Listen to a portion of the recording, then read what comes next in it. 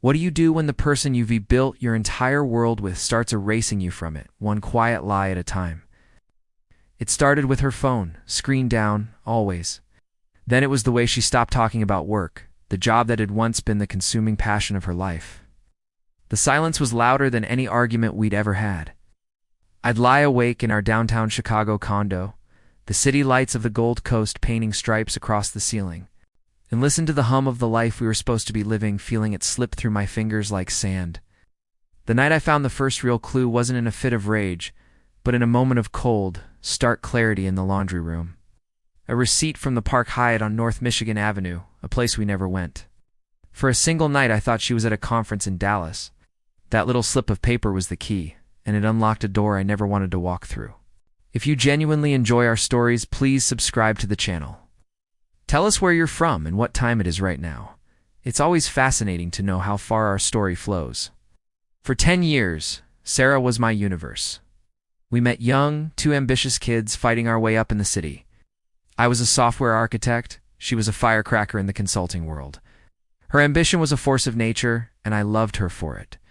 I supported her through every late night, every grueling project, every promotion that took her higher into the corporate stratosphere. Our life was a testament to that grind, a sleek, minimalist condo with floor-to-ceiling windows, dinners at Alinea for anniversaries, a shared calendar that looked like a military operation. We were a team, or so I thought. The change was subtle at first. The I love yous became automatic. The kisses at the door felt like a checklist item. She started talking about a new colleague, Mark. He's brilliant, she'd say. A little too brightly. He's a real shark. It was always about work. The long hours became longer, the business trips more frequent. I'd make dinner and she'd text at 9 p.m., so sorry, got slammed. Don't wait up. I'd eat alone, the city lights mocking me with their indifferent sparkle. The humiliation was a slow burn. It was in the way her friends, once my friends too, would give me these pitying looks at social gatherings. It was in the way she'd laugh at a text on her phone, and when I'd ask what was funny, she'd just wave a dismissive hand. Just a stupid work thing. You wouldn't get it.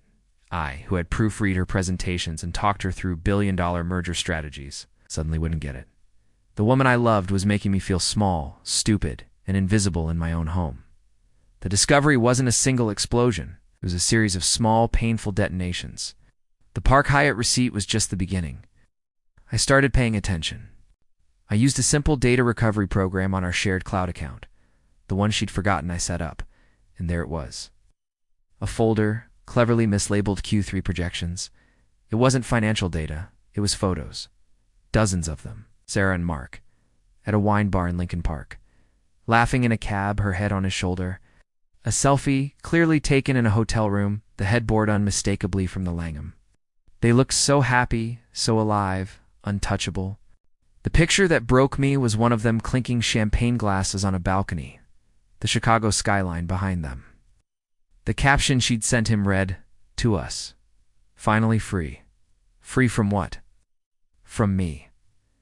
I sank to the floor of my home office, the glow of the monitor illuminating the tears I couldn't stop. The life I had poured my soul into was a lie. My partner, my best friend, was living a double life where I was the inconvenient, boring obstacle. That night, something inside me shattered. But as the pieces settled, they didn't form sadness. They formed something cold, hard, and sharp. They formed a plan. The next 6 months were my masterclass in deception. I played the part of the slightly clueless, emotionally distant husband she wanted me to be. While she was on her business trips, I was meeting with the best divorce attorney in Cook County. Not just any attorney, but a shark of my own, a woman, known for dismantling high-net-worth individuals with surgical precision. "We need irrefutable proof," she told me, her voice calm and lethal. "Not just of the affair, but of any commingling of marital assets for their activities." So I gathered it. I hired a private investigator, a grizzled ex-cop who moved through the city like a ghost. He got me everything. Credit card statements showing lavish dinners I wasn't at, flights I didn't know she took, hotel rooms I never saw. He even got me audio, and a recording from outside a restaurant on Rush Street. Her laughing, that throaty laugh I once loved. And him, Mark, saying, "He has no idea, does he? Poor guy, poor guy." That's what I was to them. A joke. The final piece of the puzzle was financial. Sarah was arrogant. She believed she was smarter than everyone, especially me. She'd been funneling money from our joint investment account into a private one, preparing her exit. She thought her digital trail was clean, but she forgot who designed the security protocols for a major online bank. Me. I found the transfers, the hidden account, everything. I had it all. The trap was set. Sarah's firm was having its annual awards gala at the Four Seasons. It was the biggest night of her year. She was up for partner. She bought a stunning backless black dress, telling me how important it was for me to be there, to be the supportive husband. "It's our night, babe," she said, kissing me with lips that had kissed him just hours before. The night of the gala, I was the perfect husband. I smiled, I held her hand, I told her how proud I was. She was radiant, soaking in the adoration, Mark hovering nearby with a smug grin. Her boss, a man named Arthur, got on stage to announce the new partners. He called her name.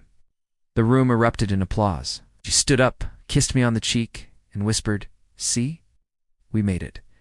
She walked to the stage, a vision of triumph.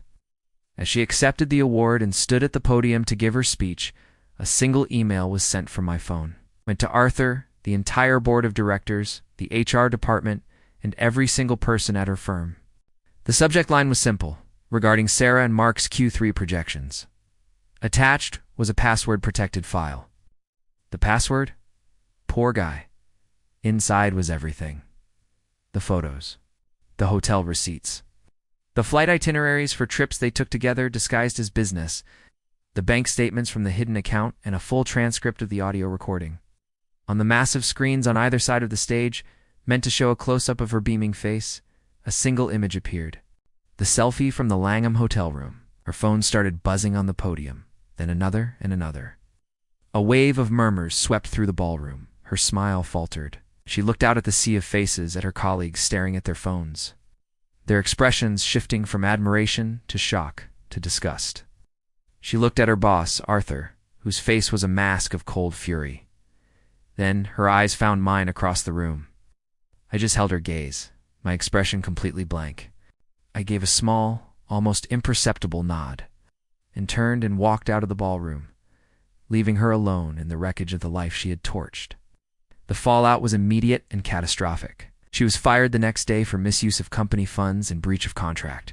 Mark was fired too. Her friends abandoned her. The divorce was brutal. My lawyer used the evidence to ensure she got nothing, no alimony, no half of the assets she'd tried to steal. She had to sell the condo to pay her legal fees. The last I heard, she was living in a small apartment in the suburbs, working a low-level admin job. I never saw her again.